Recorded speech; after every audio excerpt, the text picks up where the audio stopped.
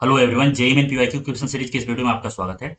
देखो, मैं यह बोल सकता हूँ कि जेईई मेन 2025 का यह सबसे अच्छा क्वेश्चन है। दो ही क्वेश्चन सबसे अच्छे थे जो कि एडवांस लेवल के थे, ऐसा भी बोल सकते हैं। उसमें से एक यह है, ठीक है। और मैं इसे इस वीडियो में बिल्कुल अलग तरीके से सॉल्व करूंगा। शायद ही इसका सॉल्यूशन तुम्हें नेट पे चाहे कहीं भी मिलेगा। आज के बाद भले मिल जाए, लेकिन इससे पहले शायद ही तुम इसे देखे होगे, ठीक है। मैं ऐसा नहीं बोलता कि नहीं मिलेगा, बिल्कुल नहीं मिलेगा। बहुत सारे ऐसे फैकल्टी होंगे जो इसके बताए होंगे, लेकिन मैं जहां तक मुझे लग रहा है नहीं ही होगा। लेकिन खैर छोड़ो इस बात को। तो यहाँ पे मैं बिल्कुल जैसे बोलते हैं, बताए लॉरेंज ट्रांसफॉर्मेशन एक होता है, उसके बेसिस पे मैं इसको सॉल्व करूंगा इसके हेल्प से। लेकिन मैं रिक्वेस्ट करूंगा, क्योंकि मैं इससे पहले इसका सॉल्यूशन दे चुका हूँ और वो बिल्कुल बेसिक से दिया हूँ जो जनरली कोचिंग में पढ़ाया जाता है। तो मैं उसका वीडियो का लिंक आई बटन में दे दूंगा, ठीक है। वहां पे जाके प्लीज इसको देखने से पहले उसे देख लो एक बार। मैं तो यही रिक्वेस्ट करूंगा आप लोगों से कि उसे पहले देख लो। और इसका लिंक मैं डिस्क्रिप्शन में भी दे दूंगा, जो प्रीवियस वीडियो है। और एंड वीडियो में भी, एंड जो होते हैं लास्ट में जो आते हैं, वहां पे भी मैं दे दूंगा, ठीक है। तो अब इसमें देखते हैं हम लोग, ठीक है। अब इसमें क्या है कि इसको सॉल्व करने से पहले मैं थोड़ा सा कॉन्सेप्ट पढ़ा देता हूँ कि क्या होता है, ठीक है। तो देखो यहाँ पे क्या है कि मान लेता हूं मैं कि यह मैग्नेटिक फील्ड है, ठीक है। अब यह मैग्नेटिक फील्ड है जिसका मैं स्ट्रेंथ मान लेता हूँ कि चलो यह है बी नोट। बी नोट या बी नोट ना मान के बी सीधा मानते हैं ना भाई। यह हो गया बी। बी मैग्नेटिक फील्ड है। अब इस बी मैग्नेटिक फील्ड में एक चार्ज को प्रोजेक्ट कर रहा हूँ, जिसका चार्ज मान्यता क्यू है। इसे मैं प्रोजेक्ट कर रहा हूँ वी वेलोसिटी से, ठीक है। तो अगर कोई ऑब्जर्वर ग्राउंड पे बैठा है, ठीक है। इसे मैं वन बोल रहा हूं और ये कहां पे है, तो यह ग्राउंड में है, ठीक है। ग्राउंड में है तो बैठा है, तो क्या देखेगा यह कि इस पे एक फोर्स लग रहा है। तो फॉर ऑब्जर्वर वन इस पे जो फोर्स लगेगा वह होगा क्यू वी क्रॉस बी। हम लोग पढ़े हैं इसके बारे में। तो यहाँ पे अगर देखें तो वी इधर ऊपर है और बी अंदर की तरफ है, तो अगर राइट हैंड थंब रूल से देखेंगे तो यहाँ पे फोर्स ऐसे लगेगा, एफ एम, ठीक है। इसे मैं एफ एम ना बोलकर एफ वन बोल दे रहा हूँ, ऐसे समझो, एफ वन। अब क्या होगा, इसका पाथ मतलब कुल मिला के ऐसे होगा, ठीक है। इस प्रकार से होगा, सर्कुलर पाथ होगा। लेकिन ध्यान से समझो कि अगर मैं मान लू, ध्यान देना यहाँ पे, अगर मैं मान लू कि दूसरा एक ऑब्जर्वर है, ठीक है। यह ऑब्जर्वर सेकेंड ऑब्जर्वर है और यह भी वी वेलोसिटी से मूव कर रहा है, ठीक है। यह भी वी वेलोसिटी से मूव कर रहा है और चार्ज भी वी वेलोसिटी से मूव कर रहा है। तो फॉर ऑब्जर्वर टू अब ध्यान दो कि क्या है कि इसके रिस्पेक्ट में तो यह रेस्ट में आ गया ना भाई, क्योंकि इसका भी वेलोसिटी वी है और इसका भी वेलोसिटी वी है। तो velocity of charge q with respect to two is zero.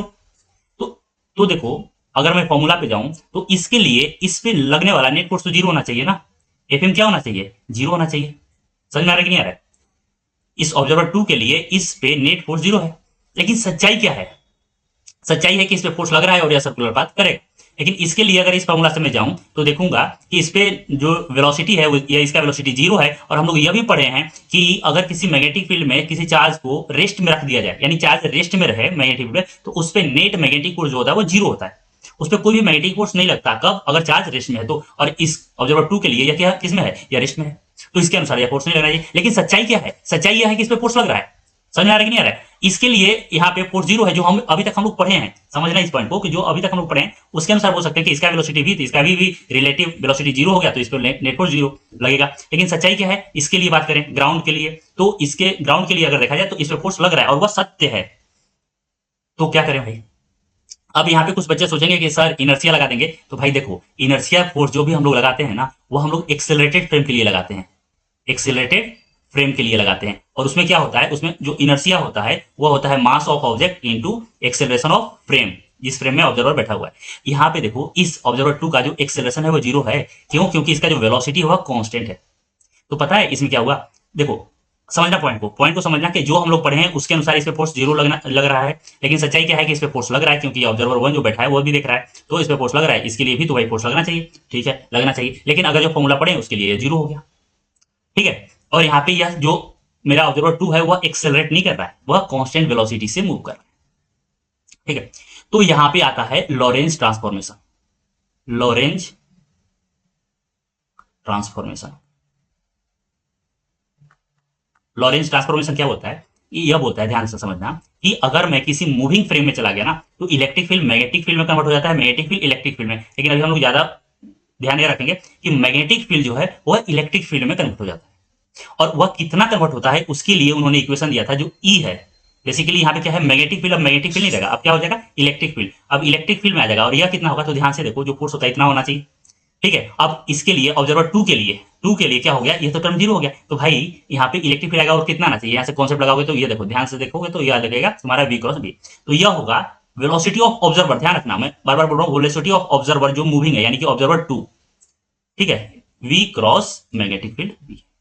यहां पे अगर कोई चार्ज मूव कर रहा है तो वहां पे एक अलग इलेक्ट्रिक फील्ड आ जाएगा। अगर मैं यहां पे बोलूं तो ऑब्जर्वर 2 के लिए यहां पे इलेक्ट्रिक फील्ड आ गया, और इलेक्ट्रिक फील्ड का डायरेक्शन क्या है, v of observer cross b. तो वी ऑब्जर्वर ऊपर मूव कर रहा है ऑब्जर्वर, और मैग्नेटिक फील्ड अंदर है, यानी कि जो फोर्स यहां पे लगेगा यहाँ पे एक इलेक्ट्रिक फील्ड, इसके लिए यहाँ पे एक इलेक्ट्रिक फील्ड इधर आ गया। और वह इलेक्ट्रिक फील्ड कितना है भाई, तो वह है v of observer cross b. अब देखो अब क्या होगा कि इसके लिए अब यहाँ पे एक इलेक्ट्रिक फील्ड आ गया। अब यह फोर्स क्या कितना लिखेगा बताओ, 2 जो है वो कितना फोर्स लिखेगा, वो लिखेगा Q इंटू ई होता है सर, तो यहाँ पे आ गया Q और into v of observer into b, ये हो गया। ठीक है, अब यहाँ पे दूसरा पॉइंट समझना कि अगर मान लो यहाँ पे क्या है, देखो मैंने क्या किया कि जो जिस वेलोसिटी से ऑब्जर्वर मूव चार्ज मूव कर रहा था उतना ही वेलोसिटी में ऑब्जर्वर को दे दिया। ठीक है, तो जो भी मैग्नेटिक फोर्स था, बेसिकली मैग्नेटिक फील्ड टोटली किसमें कन्वर्ट हो गया, इलेक्ट्रिक फील्ड में, और मैंने फोर्स यहाँ पे लिख दिया। लेकिन कभी ऐसा भी तो हो सकता है कि मान लो कि यहाँ का वेलोसिटी और यहाँ का जो ऑब्जर्वर का वेलोसिटी है वो डिफरेंट हो। ठीक है, तो अब वहां पे समझना, ऐसा समझना कि अब इसमें क्या होगा ना कि इस ऑब्जर्वर के लिए अगर मान लो मैं थर्ड ऑब्जर्वर ले रहा हूं और यह ऑब्जर्वर है वह V1 से मूव कर रहा है, और V1 जो है वह V के बराबर नहीं है, यह ऑब्जर्वर थर्ड हो गया। तो अब क्या होगा, तो अब इसके लिए क्या होगा, इसके लिए यहाँ पे जो फील्ड दिखाई देगा वह इलेक्ट्रिक फील्ड भी दिखाई देगा और मैग्नेटिक फील्ड भी। कितना इलेक्ट्रिक फील्ड आएगा, तो देखो इसके ऑब्जर्वर के बराबर। ठीक है, इस ऑब्जर्वर के बराबर आएगा, यानी यहाँ पे इसके लिए जो यहाँ पे इलेक्ट्रिक फील्ड आएगा वो आएगा कितना, तो V1 क्रॉस बी, ये होगा। कहानी समझ में आ रहा है कि नहीं आ रहा है, पिक्चर क्लियर है। अब इसके लिए क्या होगा, इतना आ गया जो कि जीरो कर रहा था, जो मैग्नेटिक फोर्स इस लग रहा था V1 के कारण वह जीरो हो रहा था, तो वह किस में आ गया, इलेक्ट्रिक फील्ड में आ गया भाई, जो वह इलेक्ट्रिक फील्ड, और जो बचा उसके कारण मैग्नेटिक फोर्स तो रहेगा ही रहेगा। समझ में आया कि नहीं आया, कॉन्सेप्ट अच्छे समझ में आना चाहिए। तो बेसिकली यही कॉन्सेप्ट हम लोग यूज करेंगे। ठीक है, ठीक है, अब मैं फिर से एक बार बोल दे रहा हूं कि देखो ग्राउंड में है तो फोर्स लग रहा है, यह सत्य है। तो अब मैंने क्या किया कि ऑब्जर्वर को मूव करा दिया कांस्टेंट वेलोसिटी से, तो यहाँ पे इनर्शिया का कॉन्सेप्ट नहीं आएगा, क्योंकि एक्सेलरेटेड फ्रेम में आता है, यानी कि जब फ्रेम एक्सेलरेट करे तो आता है सूडो फोर्स, तो यहाँ पे सूडो फोर्स नहीं आएगा। अब यहाँ पे क्या देखा गया, तो यहाँ पे देखा गया कि फोर्स तो लग रहा है, सत्य है, लेकिन इसके अनुसार देखा जाए तो इसमें मैग्नेटिक फोर्स जीरो होना चाहिए। तो यहाँ पे लॉरेंस ट्रांसफॉर्मेशन का यूज किया, वहां पे क्या बोला गया कि मैग्नेटिक फील्ड कन्वर्ट हो जाता है इलेक्ट्रिक फील्ड में, और इलेक्ट्रिक फील्ड कन्वर्ट हो जाता है मैग्नेटिक फील्ड में। ठीक है, ये बेसिकली थोड़ा सा थ्योरी ऑफ रिलेटिविटी से भी हम लोग जज करते हैं, जैसे कि इलेक्ट्रोमैग्नेटिक वेव में भी पढ़ा जाता है हम लोग कि इलेक्ट्रिक फील्ड मैग्नेटिक फील्ड में कन्वर्ट होता है, मैग्नेटिक फील्ड इलेक्ट्रिक फील्ड में, कुछ मतलब लिंक कर सकते हो, वो टोटली वैसा नहीं होता। तो यहाँ पे लॉरेंस ट्रांसफॉर्मेशन तो खैर नहीं पढ़ाते, लेकिन मैं बता दे रहा हूँ ताकि इस पर सवाल आ गया है तो इससे सवाल काफी ईजी हो जाएगा। ठीक है, तो इस कॉन्सेप्ट का तो मैंने क्या बोला कि अगर दोनों का वेलोसिटी बराबर हो तो इलेक्ट्रिक जो मैग्नेटिक फील्ड है वो किसमें कन्वर्ट हो जाएगा, इलेक्ट्रिक फील्ड में, और वो कितना होगा, तो velocity of observer into magnetic field. अगर पार्शियली मूव कर रहा है तो मतलब कि अलग से मूव कर रहा है, तो इसके कारण इलेक्ट्रिक फील्ड आएगा, और जो बचा उसके कारण मैग्नेटिक फोर्स नहीं लगेगा इस पर। करेक्ट है, सब चीज सही है। ठीक है, अब हम लोग चलते हैं वापस क्वेश्चन पे। तो क्वेश्चन में देखो यहाँ पे क्या दिया हुआ है। ठीक है, यहाँ पे दिया हुआ है कि यहाँ पे एक करंट कैरिंग वायर है जिसमें आई करंट फ्लो कर रहा है, और इसी के डायरेक्शन में यहाँ पे एक चार्ज पार्टिकल है जो कि मूव कर रहा है। ठीक है, और इसका वेलोसिटी दिया है V0। ठीक है, और इसका मास है m और यह q है। अब यहाँ देखो करंट कैरिंग वायर है तो इसके कारण यहाँ पे मैग्नेटिक फील्ड होगा, तो मैं कुछ इस प्रकार से बता दे रहा हूँ कि अंदर की तरफ मैग्नेटिक फील्ड होगा। ठीक है, तो मैं पिछले जो बेसिक कॉन्सेप्ट था उसे सॉल्व किया हूं, अब इस बार मैं दूसरे इस जो मैंने पढ़ाया अभी लॉरेंस ट्रांसफॉर्मेशन, इससे मैं सॉल्व करने की कोशिश कर रहा हूं। तो देखो यहाँ पे क्या होगा, मान लेता हूं मैं कि मेरा जो ऑब्जर्वर है वह यहाँ पे है, और यह ऑब्जर्वर मूव कर रहा है ऊपर की तरफ, कितने से, तो V0 वेलोसिटी से। अब इसके लिए देखो, इसके लिए यहाँ पे जो वेलोसिटी आया, यह वेलोसिटी कितना हो गया, ऑब्जर्वर, इस ऑब्जर्वर के रिस्पेक्ट में इसका वेलोसिटी हो गया 0। ठीक है, अब यहां से देखो, यहाँ पे अगर बात करें हम लोग तो यहाँ पे इसका वेलोसिटी क्या होता, यहाँ पे चार्ज का जो वेलोसिटी होता यह भी होता है V0 इधर। लेकिन अगर मैं ऑब्जर्वर के रिस्पेक्ट में बात करूं तो यह जा रहा है V0 से ऊपर और यह V0 से आ रहा है, तो इसके रिस्पेक्ट में इसका जो वेलोसिटी हो गया वो कितना हो गया, वह हो गया 2V0।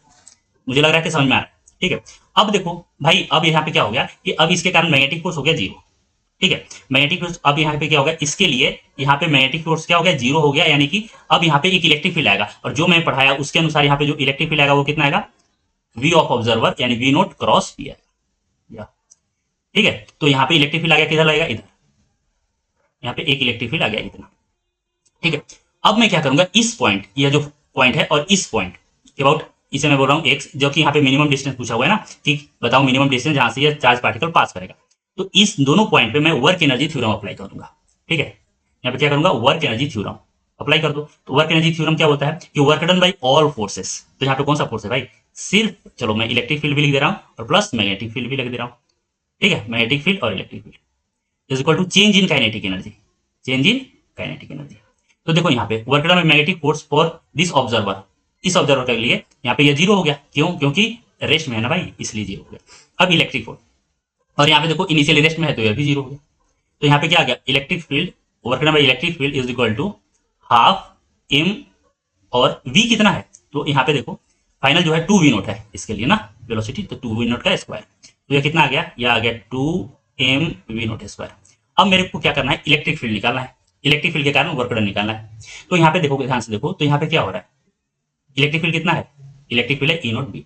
अब देखो यहाँ पे ई नोट और बी डायरेक्शन तो इधर मैंने दिखाई दिया कि इधर फील्ड लग रहा है, ठीक है। अब लेकिन यहाँ पे देखो अगर मैं इसको मैग्नीट्यूड में लिखना चाहूँ तो कितना लिखूंगा, e is equal to v naught b और यह साइन 90, क्योंकि दोनों के बीच का एंगल कितना है 90, यानी वी नोट क्या है, वी नोट बी, ठीक है। तो work done by electric force कितना होगा, यह क्या होता है एफ डॉट डी एक्स, और इसे मैं इंटीग्रेट कर दूंगा कहां से कहां तक, तो यहां से ए से लेके एक्स तक, ठीक है। अब यहाँ पे देखो ध्यान से, तो अगर मान लो मैं किसी पोजीशन पे बात कर रहा हूँ, यहाँ पे बात कर रहा हूँ, ठीक है, यहाँ पे इलेक्ट्रिक फील्ड, तो यहाँ से मान लेते हैं कि यह एक्स डिस्टेंस पे है, ठीक है, एक्स डिस्टेंस पे, तो यहाँ पे मैग्नेटिक फील्ड कितना होगा, बी इज इक्वल टू कितना होगा, mu naught I by 2 pi x, ये होगा ना। तो यहाँ पे लिखो, यहाँ पे जो होगा यह कितना होगा, फोर्स कितना होगा, यहाँ से फोर्स मैं लिख सकता हूँ, फोर्स जो होगा वो होगा क्यू इंटू ई, और यह कितना होता है क्यू वी नोट और बी, तो बी का वैल्यू मैं पुट कर दे रहा हूँ किसी रैंडम पोजीशन पे ना मतलब किसी एक्स डिस्टेंस पे मैं लिख रहा हूँ, तो यहाँ पे कितना आ गया, ये आ गया q v naught b, b के लिए मैं क्या यूज करूंगा, mu naught I by 2 pi x, ये हो गया डी एक्स। तो फोर्स इधर लग रहा है, डिस्प्लेसमेंट भी इधर हो रहा है, तो ये हो गया डी एक्स।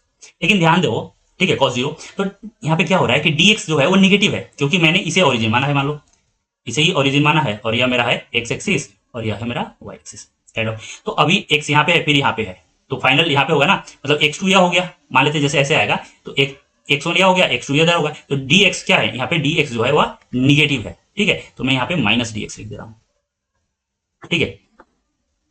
तो यहाँ से कितना आ गया बताओ, अब इसे मैं इंटीग्रेट कर दो कहां से, a से लेके x तक, तो q mu naught we naught I 2 pi, ये सारे के सारे क्या है कॉन्स्टेंट है, तो इसे बाहर ले लो, q mu naught I naught v, sorry I naught नहीं, यहाँ से इसको सॉल्व करेंगे तो कितना आ जाएगा, एक काम करता हूँ, mu naught we naught I q by 2 pi, और यहाँ पे माइनस साइन आ गया, ठीक है, ये माइनस आ गया। अब यह क्या हो गया, डी एक्स बाई एक्स, यानी कि यह आ गया ए से लेके एक्स, और यह आ गया एल एन एक्स, तो इसे सॉल्व करेंगे तो कितना आएगा, minus mu naught we naught I q by 2 pi, यहाँ पे l n x by a, ठीक है। अब इस इक्वेशन में पुट कर देंगे, यह जो इक्वेशन है मेरा इसमें पुट कर दो, ठीक है, इसमें पुट करोगे तो कितना आएगा, मैं अब यहाँ पे लिख दे रहा हूँ, इलेक्ट्रिक फील्ड के कारण वर्क डन जो आया वो आया मेरा minus mu naught I q by 2 pi l n x by a is equal to 2 times m v naught square, ठीक है। अब यहाँ पे देखो क्या आ गया, यहाँ से यह और यहाँ से यह स्क्वायर गया, ठीक है। अब इसको इधर लाओ और यहाँ से एल इधर ले जाओ और एक्स से मल्टीप्लाई कर दो, तो कुल मिलाकर कितना आएगा, देखो यहाँ से देखो, यह डायरेक्ट मैं अभी यहाँ पे लिख दे रहा हूँ, यही आ जाएगा, क्योंकि जब इधर ले जाओगे तो कितना आएगा, यहाँ पे 2 और 2 4, तो हो गया यह 4 पाई एम वी नॉट, ठीक है, बाई आगे यहाँ पे म्यू नॉट आई क्यू, यह आ गया, एल एन को इधर यह माइनस है, यहाँ पे ऑलरेडी माइनस है, यह आ गया, और यहाँ पे आ गया ए इज इक्वल टू एक्स, यानी कि जो आंसर है ये आ गया। देखो अगर मैंने जो कॉन्सेप्ट एक्सप्लेन किया उसमें इतना टाइम गया, नहीं तो अगर कॉन्सेप्ट तुम्हें पता है तो यह 1 सेकंड में होने वाला सवाल है, मतलब 1 सेकंड नहीं, मतलब बहुत आसानी से हो जाएगा यह, ठीक है। बस इसमें work done by electric field निकालना था, बस उतना ही काम था, ठीक है। तो आई होप आप लोगों को यह वीडियो सोल्यूशन अच्छा लगा होगा और समझ में भी आया होगा, ठीक है। मैं बोल रहा हूँ अगर वीडियो अच्छा लगा है तो प्लीज चैनल को सब्सक्राइब कीजिए, वीडियो को लाइक कीजिए, ठीक है। और मैं यहाँ पे आई सेक्शन में लिंक दे दूंगा, जो इसमें मैंने बेसिक्स एक्सप्लेन किया है उसे आप लोग जरूर देखेंगे, ठीक है। तो बस आज के लिए इतना ही, थैंक यू सो मच।